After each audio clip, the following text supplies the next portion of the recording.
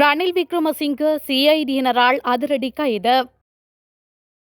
ரணிலின் கைது ஐக்கிய தேசிய கட்சி வெளியிட்டுள்ள முக்கிய ஆதாரம். தமிழீழ விடுதலை புலிகளின் தலைவர் எங்கள் தெய்வம் அமைச்சர் பிமலின் கருத்தை விமர்சித்த அர்ஜுனா. 5 வருட ஆட்சிக் காலத்தில் நாட்டை மாற்ற முடியாது பிரதி அமைச்சர் சதுரங்காபி சிங்க திட்டவட்டம். ரணிலின் கைது தொடர்பில் அனுர தரப்பின் நிலைப்பாடு. ராணுவ முகாம்களுக்கு எதிராக யாழில் வெடிக்க உள்ள மாபெரும் போராட்டம்.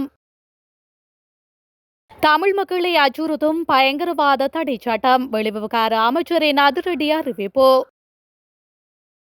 கோட்டை நீதிவான் நீதிமன்றத்தில் திரளும் ரணிலின் ஆதரவாளர்கள் பலப்படுத்தப்பட்டுள்ள பாதுகாப்பு.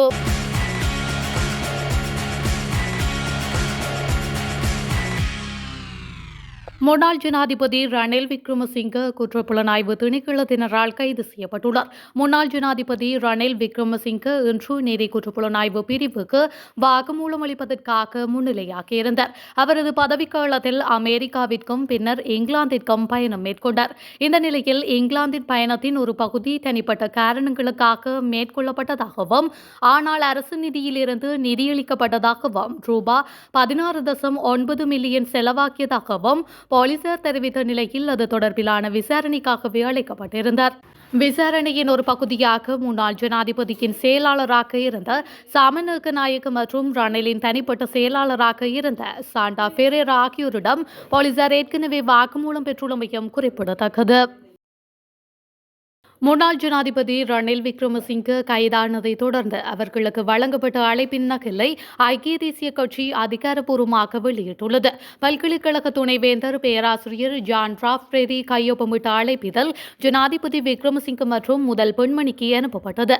மேலும் செப்டம்பர் 22, 2023 அன்று வால்வர்காம்டனில் உள்ள பல்கலைக்கழக வளாகத்தில் நடந்த பட்டமளிப்பு மதிய உணவு விருந்தில் அவர்கள் பங்கேற்பது குறித்தும் குறிப்பிடப்பட்டுள்ளது.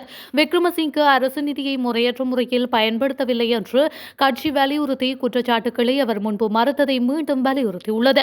லண்டன் பயணத்திற்காக பொதுப்பணம், பயணம் மற்றும் பாதுகாப்பு செலவுகள் உட்பட செலவிடப்பட்டதாக கூறப்படும் குற்றச்சாட்டுகளின் பேரில் இன்று குற்றப்புலனாய்வு துறையால் ரணில் விக்ரமசிங்க கைது செய்யப்பட்டார். பொது நிதி எதுவும் தவறாக பயன்படுத்தப்படவில்லை என்று அவர் மேலும் வாதிட்டுள்ளமையும் குறிப்பிடத்தக்கது.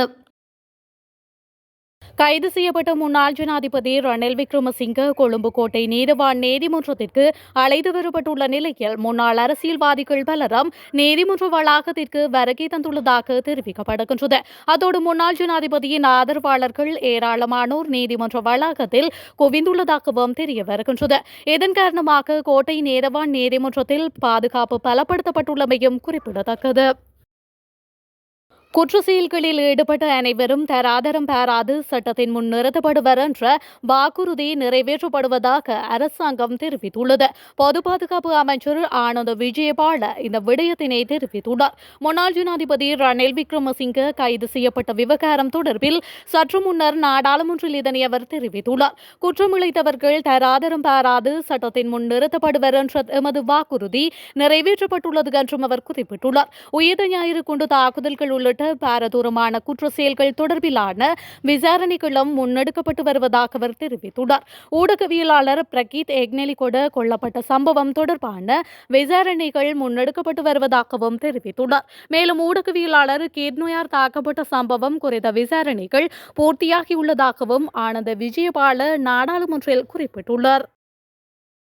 தமிழீழ விடுதலை புலிகளின் தலைவர் பிரபாகரன் எங்களின் தெய்வம் அதை பற்றி கதைக்க சபை முதல்வர் அமைச்சர் பிமல் ரத்நாயகவுக்கு அருகதை இல்லை என நாடாளுமன்ற உறுப்பினர் ராமநாதன் அர்ஜுனா ஆபாசமாக தெரிவித்துள்ளார். நேற்றைய நாடாளுமன்ற அமர்வில் கலந்து கொண்டு பேசிய போதே அவர் மேற்கொண்டவாறு குறிப்பிட்டுள்ளார். தொடர்ந்தும் அவர் தெரிவிக்கையில் அமைச்சர் பிமல் ரத்நாயக்க அண்மையில் விடுதலை புலிகளின் தலைவர் பிரபாகரன் இருந்தபோது யாழில் மாஃபியா இருக்கவில்லை என தெரிவித்திருந்தார். மாகாண சபை தேர்தல் நெருங்கி வருவதால் யாழ்ப்பாணம் சென்று பிரபாகரன் பற்றி இவர்கள் கதைக்கின்றனர். நீங்கள் பிரபாகரன் பற்றி கதைக்க வேண்டாம். நீங்கள் நாட்டுக்காக உங்களுக்காக போராடிய ராணுவ வீரர்கள் தொடர்பில் பேசுங்கள். எங்களுக்கு பிரபாகரன் தெய்வம். அதற்காக நாம் மீண்டும் பிரிவினைவாத போரை ஏற்படுத்த போவதில்லை. நீங்கள் தேர்தல் காலங்களில் பொய் சொன்னீர்கள். நாங்கள் அதை நம்பி வாக்களித்தோம். இன்று மாகாண சபை தேர்தல் நெருங்குவதால் பிரபாகரனின் பெயரை குறிப்பிட்டு வாக்குகளை பெற்றுக் கொள்ள முயற்சிக்கின்றீர்கள். அன்று உகாண்டாவில் இருந்த பணம் கொண்டு வருவதாக குறிப்பிட்டனர். இன்று கேட்டாலும் கொண்டு வருவதாகவே குறிப்பிடுகின்றனர். இனியும் இதனை நம்பி நாங்கள் ஏமாற தயாரில்லை என்று அவர் மேலும் குறிப்பிட்டுள்ளார். ஒரு நாட்டின் முன்னாள் ஜனாதிபதி ஒருவரை கைது செய்வது தொடர்பில் அரசாங்கம் பின்பற்றிய நடவடிக்கைகள் தொடர்பில் எதிர்க்கட்சி விமர்சனங்களை வெளியிட்டுள்ளது. ஸ்ரீலங்கா முஸ்லிம் காங்கிரசின் தலைவரும் சிரேஷ்ட சட்டத்தரணியுமான ராவூப் ஹக்கீம் இது தொடர்பில் நாடாளுமன்றத்தில் கருத்து வெளியிட்டுள்ளார். அரசாங்கத்துடன் நெருங்கி செயல்படும் யூடியூபர் ஒருவர் நாட்டின் முன்னாள் ஜனாதிபதி கைது செய்யப்படுவார் என்பதனை முன்கூட்டியே கூறியது எவ்வாறு என அவர் மேலும் கேள்வி எழுப்பியுள்ளார். அவ்வாறு இந்த தகவல்களை அரசு உயர்மட்டத்தில் யாராவது கசிய விட்டார்களா என அவர் கேள்வியை எழுப்பியுள்ளார். இந்த விடயம் ஓர் பாரதூரமானது எனவும் இது குறித்து தாங்கள் அச்சப்படுவதாகவும் ராவூப் ஹக்கீம் சுட்டிக்காட்டியுள்ளார். யாழ் பருத்தித்துறையில் அமைந்துள்ள சில ராணுவ முகாம்களை அகற்ற வலியுறுத்தி போராட்டம் ஒன்று இடம்பெறவுள்ளது. பருத்தித்துறை நகரசபை தவிசாளர் தலைமையில் பருத்தித்துறை நகரை பாதுகாப்போம் என்ற துணிப்பொருளில் இந்த போராட்டம் முன்னெடுக்கப்பட உள்ளது. இந்த விடயத்தை நகரசபை தவிசாளர் டக்ளஸ் போல் இன்று ஊடகங்களுக்கு கருத்து தெரிவிக்கும் போதே உறுதிப்படுத்தியுள்ளார். இந்த நிலையில் குறித்த போராட்டம் வருகின்ற திங்கட்கிழமை முன்னெடுக்கப்பட உள்ளது. திங்கட்கிழமை காலை 8 மணிக்கு பருத்தித்துறை துறைமுக பகுதியில் இருந்து போராட்டம் ஆரம்பித்து பருத்தித்துறை பிரதேச செயலகம் வரை சென்று மகஜூர் வழங்கப்பட உள்ளதாக தெரிவிக்கப்பட்டுள்ளது. பயங்கரவாத தடை சட்டத்தை நீக்குவதற்கான சட்டமூலத்திற்கான வர்த்தமானியில் வெளியிடுவதற்கு நடவடிக்கை எடுக்கப்படும் என வெளிவிவகார அமைச்சர் விஜித ஹேரத் தெரிவித்துள்ளார். நாடாளுமன்ற விவாதத்தில் கலந்து கொண்டு உரையாற்றும் போதே அமைச்சர் விஜித ஹேரத் இந்த விடயத்தினை குறிப்பிட்டுள்ளார். அவர் மேலும் உரையாற்றுகையில், ஐக்கிய நாடுகளின் மனித உரிமைகள் பேரவை வலியுறுத்தும் வரை அல்லாமல் எமது கொள்கை பிரகடனத்தில் கூறியதை போன்று பயங்கரவாத தடை சட்டத்தை நீக்குவதற்கு அரசாங்கம் நடவடிக்கை எடுக்கும். அது தொடர்பில் ஆராய அரசாங்கம் ஆட்சி அமைத்து குறுகிய காலப்பகுதியில் தனியான குழு ஒன்று நியமிக்கப்பட்டது. பயங்கரவாத தடை சட்டத்தின் ஊடாக இனம் மதம் என்ற அடிப்படையில் எவரும் கைது செய்யப்படவில்லை. மாறாக ஒழுங்கமைக்கப்பட்ட குற்றங்களில் ஈடுபடும் நபர்களை கைது செய்வதற்காக பயன்படுத்தப்படுகின்றது. அந்த சட்டத்தை திருத்தம் செய்ய மற்றும் மாற்ற வேண்டிய அவசியம் உள்ளதை நாம் ஏற்றுக்கொள்கின்றோம். 5 வருட ஆட்சிக் காலத்தினுள் நாட்டில் எந்த ஒரு மாற்றத்தையும் ஏற்படுத்த முடியாது என்று கைத்தொழில் பிரதி அமைச்சர் சதுரங்க அபேசிங்க வலியுறுத்தியுள்ளார். தனியார் தொலைக்காட்சி ஒன்றின் அரசியல் நிகழ்ச்சி ஒன்றில் கலந்து கொண்டு கருத்து வெளியிடும் போதே அவர் மேற்கண்டவாறு தெரிவித்துள்ளார். தொடர்ந்தும் கருத்து வெளியிட்டுள்ள அவர், நாட்டில் முழுமையான மாற்றத்தை ஏற்படுத்த குறைந்தபட்சம் சுமார் 20 ஆண்டுகளாகும். அத்தகைய மாற்றத்தை குறுகிய காலத்தில் நிறைவேற்ற முடியாது. தென்கொரியா, வியட்நாம் மற்றும் இந்தியா போன்ற நாடுகளும் இதேபோன்ற காலகட்டங்களை கடந்து இந்த நிலையை அடைந்துள்ளன. எங்களது அரசாங்கம் பாரிய மாற்றம் ஒன்றுக்கான மக்கள் ஆணையை பெற்றுள்ளது.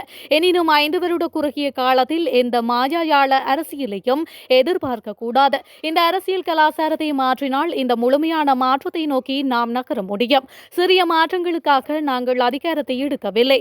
ஒரு பெரிய மாற்றத்திற்காக நாங்கள் அதிகாரத்தை எடுத்துள்ளோம். எங்கள் அரசியலை 5 ஆண்டுகளில் வரும் குறுகிய கால மாயாஜால அரசியலுடன் ஒப்பிடாதீர்கள் என்றும் அவர் தொடர்ந்தும் வலியுறுத்தியுள்ளார்.